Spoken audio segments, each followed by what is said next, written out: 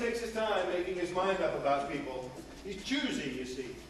That's not such a bad way to be this day and age. Well, Harvey's fond of my sister Vida. Well, that's because Vida and I come from the same family, and he's fond of me. But you know, you'd think that feeling would be mutual, wouldn't you? But Vida doesn't seem to care for Harvey. Isn't that rather too bad, Mrs. Chumley? Oh, I don't know, Mr. Dowd. I gave up a long time ago expecting my family to like my friends. It's useless. But we must keep on trying. Well, there's no harm in trying, I suppose. Because if Harvey has said to me once, he's said 1,000,000 times, Mr. Dowd, I would do anything for you. Mrs. Chumley. Yes? Did you know that Mrs. McElhenney's Aunt Rose is going to drop in on her unexpectedly tonight from Cleveland? Why, no, I didn't. Neither does she. Now that puts you both in the same boat, doesn't it?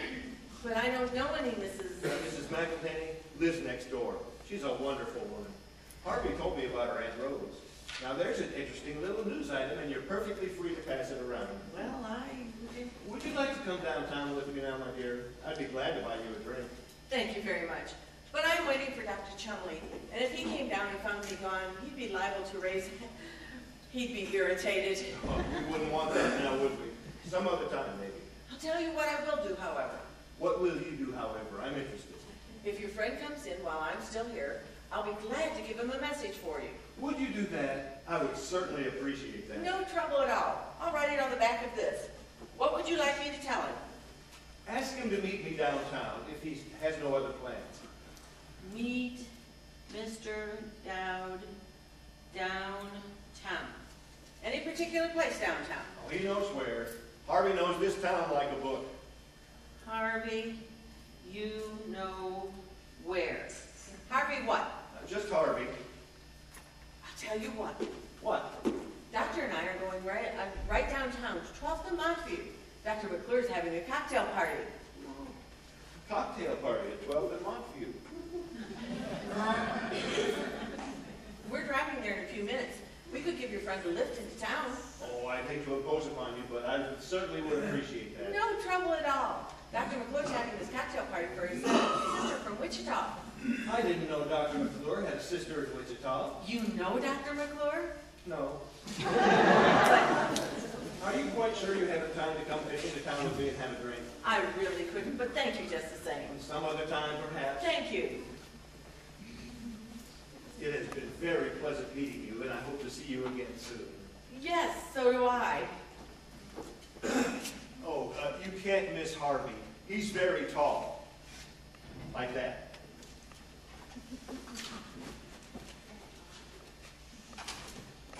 That Simmons woman is uncooperative, Doctor. She refused to admit to me that she has this big rabbit, insists it's her brother's.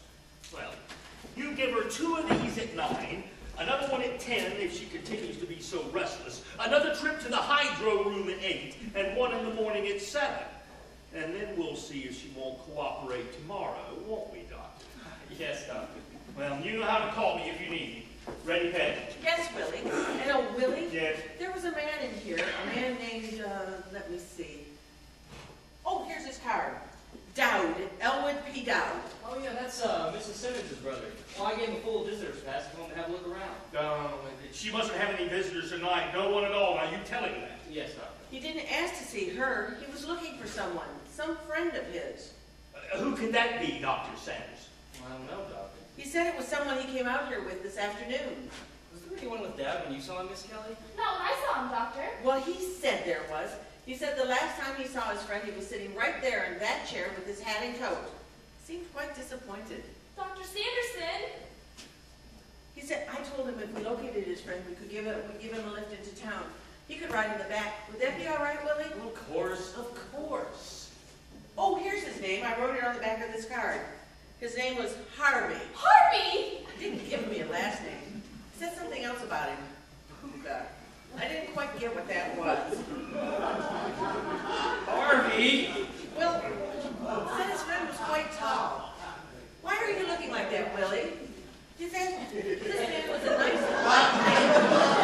And he merely asked if we give his friend a lift into town. And if we can't do a favor for somebody, why are we living? Harvey! Where? Where did he go, Mrs. Chumley? how long ago was he in here? I don't know where he went, just a few seconds ago. Bring me that hat. By George, we'll get to the bottom of this. Main gate. Henry, this is Dr. Sanderson. Gaffney. Judge Gaffney. Listen, did a man in a brown suit go through the gate a minute ago? He did. He's gone. Hello, Judge Gaffney. This is Dr. William Chumley, the psychiatrist. I was just doing a routine checkup on the spelling of a name before entering it into our records. Judge, you called out here this afternoon about having a client of yours committed. How was that name spelled? With a W and not a U. Mr. Elwood P. Dowd. Thank you, Judge. Dr. Sanderson. I believe your name is Sanderson. Yes, Doctor. Oh, you know that much, do you? You went to medical school. You specialized in the field of psychiatry. You graduated. You went forth. Well, perhaps they neglected to tell you that a rabbit has long, pointed ears. And that a hat for a rabbit would have to be perforated to make room for those ears.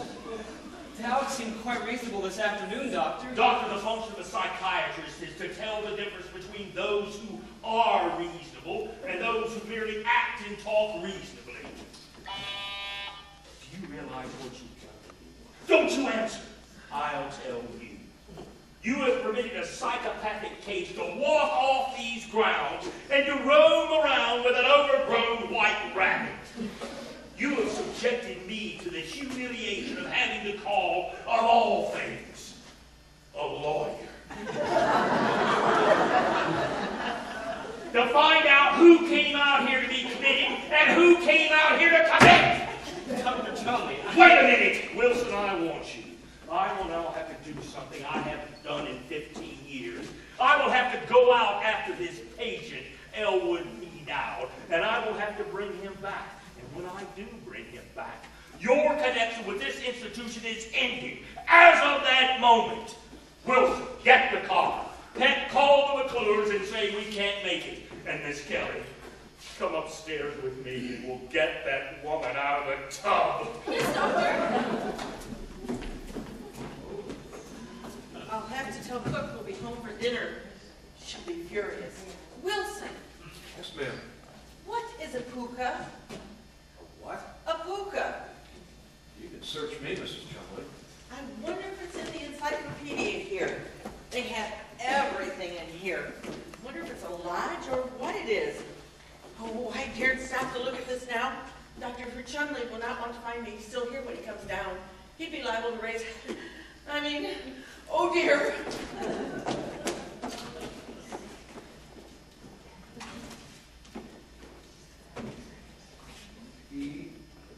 P-O-O-K-A.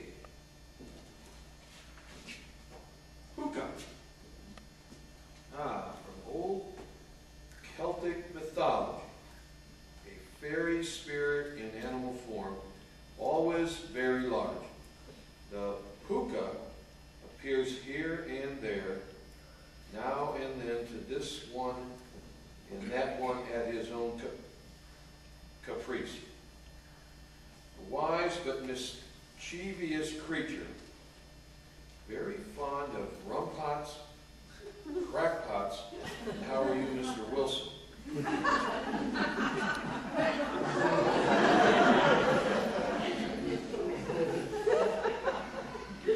How are you, Mr. Wilson? Well, who in the encyclopedia wants to know? Oh. The hell with